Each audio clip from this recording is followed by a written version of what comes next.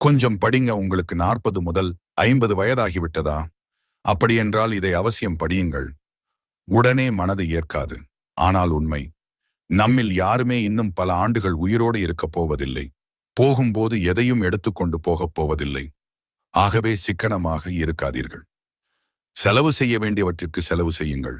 மகிழ்ச்சியாக இருக்க வேண்டிய நேரத்தில் மகிழ்ச்சியாக இருங்கள். உங்களால் முடிந்ததான தர்மங்களை யோசிக்காமல் செய்யுங்கள். எதற்கும் கவலைப்படாதீர்கள். நீங்கள் கவலைப்படுவதால் எதையும் நிறுத்த முடியுமா? வருவது வந்தே தீரும். நாம் இறந்த பிறகு நமது உடைமைகளுக்கு என்ன ஆகுமோ என்று கவலைப்படாதீர்கள். அந்த நிலையில் மற்றவர்களுடைய பாராட்டுகளோ அல்லது விமர்சனங்களோ உங்களுக்கு தெரிய போவதில்லை. நீங்கள் கஷ்டப்பட்டு சேர்த்தவை அனைத்தும் உங்கள் வாழ்க்கையோடு சேர்த்து முடிவிற்கு வந்துவிடும். உங்களை கேட்காமலேயே அவைகள் முடிக்கப்பட்டுவிடும். உங்களின் குழந்தைகளை பற்றி கவலைப்படாதீர்கள். அவர்களின் வாழ்க்கை அவர்களுக்கு விதித்த